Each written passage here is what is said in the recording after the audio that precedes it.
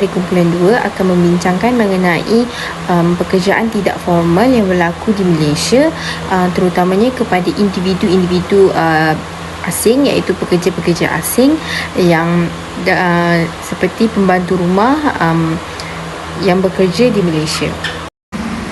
Nama saya Umi Amira dan saya akan memulakan pembentangan ini tentang pekerjaan dengan memberi pendedahan dan juga penjelasan tentang pekerjaan yang tidak formal dan juga isu-isu yang berbangkit. Cabaran implikasi akan dijelaskan oleh rakan-rakan saya yang lain. Okey, sebelum itu Matlamat Pembangunan Mampan ataupun SDG atau juga lebih dikenali sebagai matlamat global yang bertujuan ditubuhkan untuk bertindak dalam menamatkan kemiskinan, melindungi planet dan memastikan bahawa menjelang 2023 nanti semua orang dapat menikmati keamanan dan kemakmuran. Matlamat ini juga telah diterima oleh Pertubuhan Bangsa-Bangsa Bersatu PBB sejak dari tahun 2015 lagi. Matlamat Pembangunan Mampan SDG ini juga mempunyai beberapa matlamat dan yang ke-8 adalah menggalakkan pertumbuhan ekonomi yang inklusif dan mampan, guna tenaga penuh dan produktif serta pekerjaan yang layak untuk semua. Oleh itu, pekerjaan tidak formal boleh dikategorikan sebagai satu pekerjaan yang dilakukan tanpa perlindungan dari mana-mana pekerjaan, sama ada daripada pihak negeri sendiri ataupun daripada sistem perlindungan sosial. Sektor pekerjaan tidak formal ini telah memberi impak negatif terhadap pekerjaan formal dan juga kepada individu itu sendiri. Ia terutamanya memberi kepada kesan pengangguran terbuka. Pekerjaan tidak formal ini kebanyakannya didorong oleh kemelesetan ekonomi sesebuah negara itu ataupun penstrukturan semula. Sektor tidak formal ini juga adalah kesan daripada pembahagian pasaran buruh yang berlaku apabila ada ganjaran segmentasi dalam sektor ekonomi, apabila pekerja yang melakukan pekerjaan dan produktiviti yang sama tetapi didiskriminasi. Seterusnya ialah cabaran pembantu rumah Indonesia dan majikan di Malaysia. Yang pertama ialah personaliti majikan dan sikap segelintir pembantu rumah. Ketegangan antara sikap majikan dan pembantu rumah boleh wujud disebabkan oleh sikap sombong majikan terhadap kaki tangan mereka dan pembantu rumah yang tidak dapat mencari keserasian diri dengan pekerjaan mereka. Selain itu, harapan majikan yang terlalu tinggi sehingga menyebabkan mereka sering menganiaya pembantu rumah apabila kaki tangannya gagal menjalankan tugas dengan berkesan. Yang kedua ialah terdapat pihak yang memanipulasi pembantu rumah. Mereka lebih mudah digunakan oleh sindiket untuk menempatkan semula pekerja bagi majikan yang tidak bertanggungjawab dengan tidak membayar gaji yang adil, tidak menyediakan keselesaan atau faedah kebajikan dan meletakkan mereka dalam bahaya penderaan dan gangguan seksual. Yang ketiga ialah majikan ditipu oleh agensi pembekal Indonesia. Agensi akan menipu biodata pembantu rumah. Umur pembantu rumah yang muda akan menjadi tua, tua menjadi muda. Perkara yang sama juga berlaku dari segi penampilan disebabkan oleh penyuntingan digital. Pembantu rumah itu kelihatan muda dalam gambar, tapi apabila sampai kepada majikannya, dia sebenarnya kelihatan lebih tua. Cabaran yang seterusnya ialah kos pengambilan pembantu rumah yang tinggi. Dilaporkan bahawa yuran yang dikenakan menelan belanja yang tinggi, hampir RM20,000 untuk urusan dengan agensi rakan kongsi Indonesia yang mengendalikan hampir 90% penggajian pekerja, termasuk mencari pekerja di kawasan luar bandar, latihan, tambang, penginapan, pasport dan visa. Akhir sekali, majikan mengalami pengalaman yang kurang menyenangkan dengan pembantu rumah. Antaranya pernah menjadi sasaran ilmu hitam, anak-anak mereka didera, malah ada majikan mereka yang dibunuh. Begitu juga dengan sikap setengah pembantu rumah, antaranya mudah lupa, tidak menjaga kebersihan, tidak meminta izin keluar rumah dan lain-lain lagi. Hubungan majikan dan pembantu rumah menjadi renggang dan bertelaga akibat daripada faktor-faktor tersebut. dan sebahagian daripada mereka berakhir dengan penganiayaan yang tidak berperikemanusiaan. Isu pembantu rumah Indonesia di Malaysia. Pembantu rumah sendiri kerap berhadapan dengan pelbagai isu dan kesulitan. Antaranya mengalami gaji yang rendah, shift yang panjang tanpa rehat, masalah dengan majikan mereka, serangan ke atas badan dan pemikiran, dan masalah-masalah lain. Antara kes yang terbaru iaitu melibatkan seorang wanita warga Indonesia yang didera oleh majikannya. Pembantu rumah itu dilaporkan mengalami kesan lebam di muka selepas dipukul dan diserang dengan kayu selain dikurung dan sentiasa diperhatikan. Lebih buruk lagi, mangsa turut didakwa disimbah air panas sehingga melecur di bahagian belakang dan berat badannya menyusut sehingga 30 kg. Beliau juga bekerja secara percuma kerana majikannya tidak membayar gaji sejak mula mangsa bekerja. Nilai tunggakan gaji pembantu rumah tersebut hampir berjumlah RM32,000. Perbuatan kejam itu terbongkar apabila mangsa yang tidak tahan diseksa akhirnya mengambil keputusan untuk lari dari rumah dan mendapatkan bantuan orang awam sebelum dibawa ke balai polis. Kementerian Sumber Manusia KSM tidak akan berkompromi dengan sebarang bentuk keganasan dan kezaliman terhadap pekerja sama ada pekerja dalam negara atau luar negara. Majikan yang melanggar undang-undang tersebut akan diambil tindakan keras dan KSM tidak akan lagi menyembunyikan identiti mana-mana majikan yang terbukti berkelakuan di luar batas manusia. Seterusnya, saya akan menerangkan tentang PAS lawatan kerja sementara. Pekerja wanita yang menerima PAS lawatan kerja sementara untuk bekerja sebagai pembantu rumah dirujuk sebagai pembantu asing. Jabatan Imigresen Malaysia adalah tempat untuk membuat permohonan bagi mendapatkan pembantu rumah warga asing. Selepas PRA menerima surat kelulusan visa dengan rujukan VDR daripada Pejabat Perwakilan Malaysia di negara asal, barulah mereka boleh memasuki Malaysia. Oleh itu, terdapat dokumen-dokumen yang diperlukan untuk proses permohonan visa dengan rujukan VDR pembantu rumah warga asing.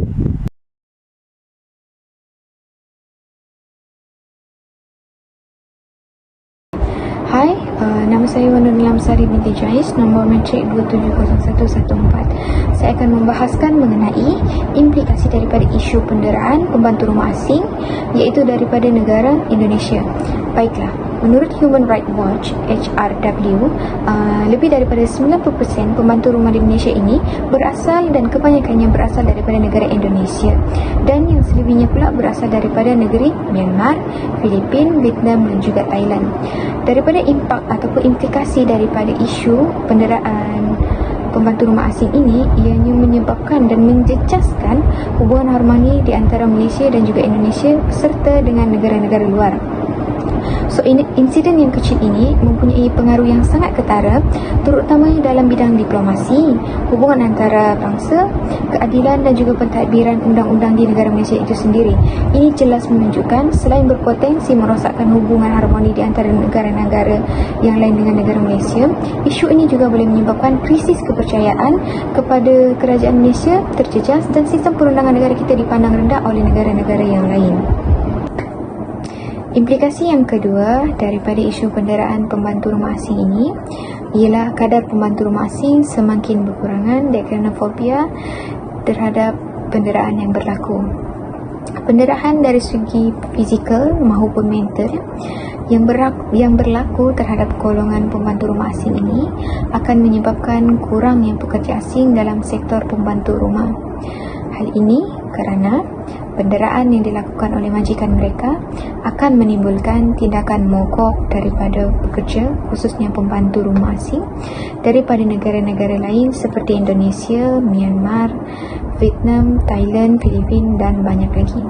Keadaan ini juga akan menyukarkan sesetengah pihak yang benar-benar menginginkan dan memerlukan pembantu rumah bagi mengurangkan beban mereka, dan perkara ini juga akan memberikan cabaran kepada agensi-agensi yang menguruskan pengambilan pembantu rumah yang daftar seperti Medesi Sembilan Berhad, Pikola Employment Agency dan banyak lagi. Implikasi daripada tindakan mogok yang dijalankan oleh pembantu rumah asing ini sehingga ke tahap yang mana mereka mengambil keputusan untuk kembali semula ke negara asal mereka kerana tidak sanggup untuk menghadapi penderaan dan diskriminasi yang dilakukan oleh kalangan majikan. Ada juga pembantu rumah yang melarikan diri daripada rumah majikan. Ini diakibatkan kerana bos yang terlalu cerewet, tekanan pekerjaan dan kehidupan, sifat personaliti majikan yang agresif dan yang suka mengarah. Implikasi yang ketiga daripada isu penderaan pembantu asing ini ialah majikan yang menerima impak negatif, contohnya dikenakan tindakan salah laku dan tata tertib daripada pihak-pihak yang berkuasa.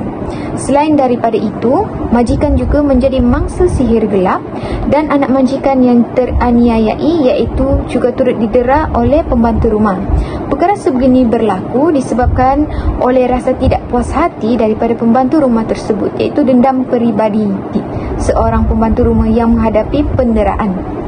Namun, jika kita lihat, penderaan ini dia berlaku terhadap pembantu rumah ini juga disebabkan oleh personaliti mereka yang tidak tahu mengurus rumah, tidak teratur, lebih suka berbohong dan ada yang mencuri, mendera adik keluarga majikan, keluar rumah tanpa kebenaran dan sebagainya.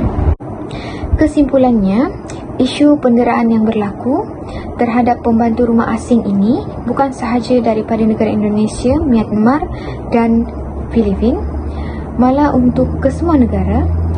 Ianya memberi impak yang sangat negatif, bukan sahaja negara Malaysia yang akan berhadapan dengan masalah diplomasi dan ketidakpercayaan terhadap kehakiman negara, namun ianya juga turut menjejaskan hubungan baik di antara majikan dan juga pekerja, serta akan berlaku jurang dalam dua negara yang berbeza. Majikan juga turut sama menerima dampak yang sangat negatif daripada isu ini, seperti tidak mempunyai pembantu rumah yang dapat meringankan beban kerja serta sukar untuk mendapatkan semula pembantu rumah. Ekoran peristiwa buruk yang berlaku menyebabkan pembantu rumah yang lain takut untuk bekerja dengan majikan tersebut. Baiklah, seterusnya saya akan meneruskan pada bahagian solusi. Solusi yang pertama adalah memorandum persefahaman. Tujuan memorandum persefahaman MOU ini adalah untuk kerajaan Malaysia berunding dengan Indonesia bagi mencapai kesepakatan untuk memeterai memorandum persefahaman MOU yang baharu berkaitan dengan pengambilan pembantu rumah dari Republik Negara tersebut.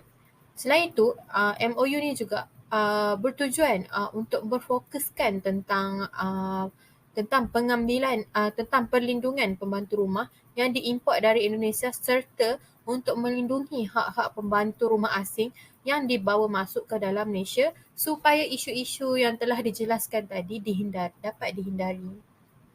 Solusi yang kedua adalah kerajaan Malaysia telah membuat satu sistem yang mana sistem tersebut diberi nama Sistem Maid Online MOS, yang mana sistem ini bukan sahaja untuk memudahkan majikan mengambil pembantu rumah asing, tetapi ia juga untuk menjamin keselamatan dan juga perlindungan untuk kedua-dua belah pihak, iaitu antara majikan dan juga pembantu rumah tersebut.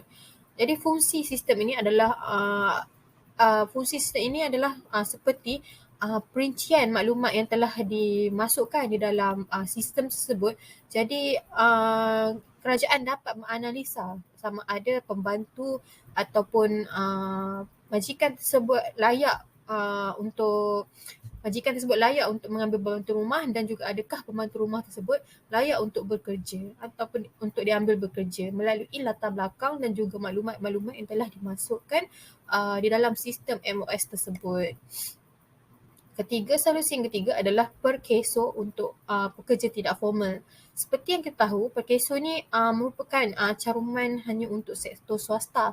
Namun, kerajaan telah memutuskan agar pekerja yang terlibat dalam sektor tidak formal ni turut mendapat caruman dari perkeso tersebut seperti pekerja-pekerja lain. Jadi hal ini merupakan satu solusi yang baik kerana hak perlindungan sektor tidak formal ini akan terjamin seperti pekerja-pekerja di sektor lain. Solusi yang keempat yang merupakan saya akan membuat sedikit perbandingan untuk solusi ini, begitu juga dengan solusi yang di dalam Malaysia. Okay, untuk solusi yang keempat ni iaitu peningkatan pekerja tidak formal di kalangan wanita di Amerika Latin. Untuk pengetahuan, di Amerika Latin ni, pekerja yang bergiat dalam sektor tidak formal ini adalah di kalangan wanita, yang mana hal ini akan memberikan kesan buruk kerana hak perlindungan sosial di Amerika Latin itu hanya diberikan kepada pekerja yang terlibat dalam sektor formal sahaja. Jadi Amerika Latin ni telah membuat pembaharuan untuk menggantikan program insurans, yang mana program insurans ini merupakan yang untuk pekerja yang terlibat dalam sektor formal sahaja, dan kerajaan telah menggantikan program insurans tersebut kepada pelan simpanan individu bagi pekerja tidak formal. Tetapi pelan simpanan individu untuk pekerja yang tidak formal ni tidak efisien kerana golongan pekerja tidak formal ni tidak mampu untuk mempunyai gaji yang tinggi dan tidak mampu untuk menyimpan. Jadi di sini kita dapat lihat solusi yang dikemukakan di Amerika Latin ini tidaklah orang kata tidaklah seperti yang idea yang baik untuk melindungi hak pekerja tidak formal berbanding dengan solusi yang dikemukakan di Malaysia. Baiklah, seterusnya pada bahagian cadangan. Cadangan yang pertama adalah kerajaan perlu menggubal dasar yang berkesan. Seperti yang kita tahu, sektor tidak formal ini sedikit sebanyak memberikan pendapatan tambahan kepada masyarakat yang terlibat dalam sektor ini. Contoh sektor tidak formal iaitu berniaga, mengasuh, pembantu rumah dan sebagainya. Jadi pelibatan mereka dalam sektor tidak formal ni memberikan pendapatan tambahan kepada mereka. Jadi disebabkan pendapatan tambahan ini membuktikan bahawa pekerjaan tidak formal ni mampu mengharmonikan sosioekonomi negara. Jadi tujuan cadangan kerajaan perlu menggubal dasar yang berkesan ini adalah untuk membina kemampanan sesuatu dasar tersebut agar pekerja yang bekerja di dalam bidang pekerjaan tidak formal ini dapat memberikan sumbangan yang lebih kepada pertumbuhan ekonomi negara. Pekerja tidak formal ini juga perlu mendapatkan perlindungan sosial dan juga perlu memperoleh skim perlindungan perlindungan kewangan pendapatan pada masa tua nanti. Jika kita lihat pada awal-awal kemunculan COVID-19 yang lalu, peningkatan pekerjaan dalam sektor tidak formal ni meningkat dengan sangat ketara, dan hal ini kebanyakannya menyebabkan pekerja yang telah terbiasa dengan pekerjaan tidak formal tersebut telah menjadikan pekerjaan yang mereka lakukan tersebut sebagai pekerjaan tetap, dan juga ada yang menjadikan sebagai pekerjaan sementara, iaitu seperti untuk menambah pendapatan. Jadi pada pandangan saya, cadangan untuk kerajaan menggubal dasar yang lebih berkesan ni wajarlah dilaksanakan supaya dasar itu dapat digubal menjadi dasar yang lebih berkesan dan mudah untuk dilaksanakan. Antara cadangan yang boleh diketengahkan bagi mengatasi isu yang timbul apabila berlakunya pekerjaan tidak formal ini adalah apabila kerajaan perlu mengambil tindakan, perlu menyuarakan pendapat dengan memberi pendedahan kepada orang ramai tentang cara pengambilan pekerja secara formal, kerana kemungkinan orang ramai tidak tahu tentang kewujudan prosedur-prosedur dalam pengambilan pekerja yang lebih formal. Ini perlu didedahkan kepada majikan terutamanya. Pendedahan ini pula perlu dilakukan dari peringkat umur rendah mengikut kesesuaian dan peringkat pelajaran mereka. Beberapa sudut pandangan utama boleh didedahkan bagi membantu membendung masalah ini sejak awal lagi. Terdapat juga pelbagai platform yang boleh digunakan untuk memberi pendedahan kepada orang ramai, seperti mengadakan taklimat di sekolah atau di tempat awam, mengedar brosur atau melalui atas talian, seperti menggunakan aplikasi yang bersesuaian, yang masih hangat, yang sedang digunakan oleh kalangan orang muda sekarang, bagi memberi pendedahan yang lebih efektif kepada orang ramai tentang cara dan implikasi wujudnya pekerjaan tidak formal ini. seterusnya, cadangan untuk menyelesaikan isu yang berkaitan dengan penderaan pembantu rumah asing. Antara cadangannya adalah mewujudkan satu undang-undang khas untuk pembantu rumah asing. Seperti yang dimaklumi, yang diketahui, pembantu rumah ini tidak dilindungi oleh mana-mana undang-undang yang ada di Malaysia. Selain itu, di Indonesia juga buruh migran masih tidak dilindungi oleh undang-undang di negara Indonesia. Oleh hal demikian, kedua-dua negara ini, baik Malaysia maupun Indonesia, harus mengetatkan pengawasan mereka terhadap agensi pekerjaan dan memperbarui undang-undang buruh di negara mereka. Impak daripada itu, kekurangan perlindungan undang-undang yang diberikan kepada pekerja domestik, khususnya khasnya pembantu rumah asing di Malaysia, akan membawa kepada layanan dan eksploitasi yang buruk oleh majikan mereka. Disebabkan kedudukan mereka sebagai pekerja yang dilarang di bawah Akta Immigration, pembantu rumah asing yang didera dan melarikan diri daripada majikan mereka untuk mengelak eksploitasi, penderaan dan diskriminasi, selanjutnya akan berdepan dengan hukuman. Mangsa, iaitu pembantu rumah asing, enggan membuat laporan kerana status diri mereka yang dilarang di bawah Akta Immigration. Oleh itu, sekiranya tidak ada undang-undang yang diwujudkan yang khas untuk pembantu rumah asing, penderaan tetap akan berlaku kepada pembantu rumah asing ini. Cadangan yang seterusnya iaitu dengan memperkenalkan atau mewujudkan satu kesatuan sekerja khas bagi pembantu rumah asing. Seperti yang kita sedia maklumi, di Malaysia terdapat satu kesatuan sekerja yang dikenali sebagai Trade Union, yang merupakan sekumpulan pekerja yang berkumpul untuk membentuk sebuah organisasi dengan objektif yang sama, iaitu memelihara hak pekerja, meningkatkan standard keselamatan dan mendapatkan gaji yang lumayan serta keadaan kerja yang lebih baik seperti cuti yang berbayar, gaji, bonus dan lain-lain. Namun, tidak ada kesatuan sekerja di Malaysia yang khusus untuk pekerja domestik asing. Penglibatan pekerja domestik di Malaysia ini sangat membantu dalam pertumbuhan ekonomi negara kita. Oleh itu, pekerja domestik asing ini sukar untuk mendapati perlindungan terhadap hak-hak mereka. Oleh itu, dengan memperkenalkan, mewujudkan serta melestarikan kesatuan sekerja khas pembantu rumah asing ini, kita dapat membantu mengurangkan penganiayaan majikan terhadap pembantu rumah asing untuk masa hadapan. Cadangan yang kelima ialah membuat akta baru di mana satu pembantu rumah, satu kerja. Untuk mengelakkan pembantu rumah dianiaya, akta baru di mana satu pembantu rumah, satu kerja perlu dikuatkuasakan. Pihak majikan akan diberikan pilihan sama ada ingin mengupah tukang masak, pengasuh, tukang kebun dan lain-lain lagi dengan gaji yang telah dihadkan. Ini bermaksud setiap pilihan yang dibuat oleh majikan untuk memilih pembantu rumah adalah berdasarkan tugas yang telah ditetapkan dan bukannya melakukan semua tugasan yang tidak dipilih. Akta ini mesti melindungi hak pembantu rumah Indonesia untuk mendapatkan gaji yang adil, waktu kerja yang munasabah dan pengaturan hidup yang selesa. Oleh itu, walaupun jika pembantu rumah tidak berada dalam senarai pekerja yang menerima hak asasi seperti waktu bekerja, hari rehat, syarat perkhidmatan atau faedah bersalin, dengan kelulusan akta ini, mereka akan menerima gaji dan faedah yang sepadan dengan jumlah kerja yang mereka lakukan. Secara kesimpulannya, cabaran yang dihadapi oleh kerajaan adalah besar dalam menghadapi isu pekerjaan tidak formal ini. Ia memberi banyak impak, iaitu kebanyakannya negatif kepada ekonomi dan sosial negara.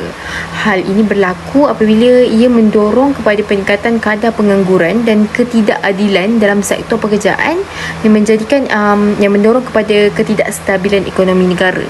Pengambilan pekerja asing juga yang banyak dilakukan secara tidak formal ini dapat meningkatkan kes kemasukan pendatang asing tanpa izin apabila mereka diseludup secara haram melalui jalan darat ataupun laut yang banyak diuar-uarkan di media sosial. Jadi perhubungan sosial negara juga akan menurun antara negara jika terdapatnya jika berlakunya kes-kes seperti ini. peningkatan diskriminasi dan kes penderaan terhadap pekerja-pekerja juga akan meningkat. Dia akan memberi imej buruk kepada negara. Majikan, hal ini berlaku apabila pekerja yang masuk tanpa permit ataupun diambil bekerja secara tidak formal ini, dengan mudah majikan boleh melakukan perkara yang tidak bermoral apabila mereka tidak mengetahui etika dan peraturan yang perlu diikuti.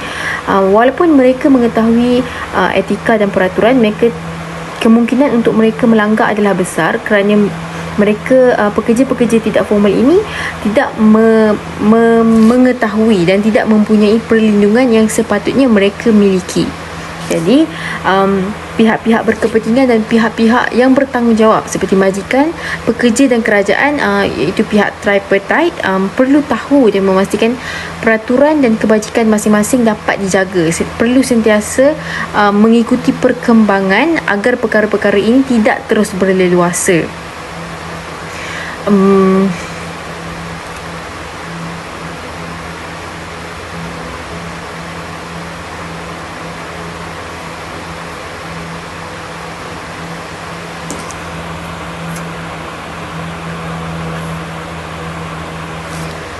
Penyelesaian yang lebih efektif adalah dengan melakukan penambahbaikan terhadap perancangan ataupun menjangka perancangan baharu bagi menyelesaikan ketidakjangkaan isu ini. Itu sahaja daripada kumpulan kami. Terima kasih.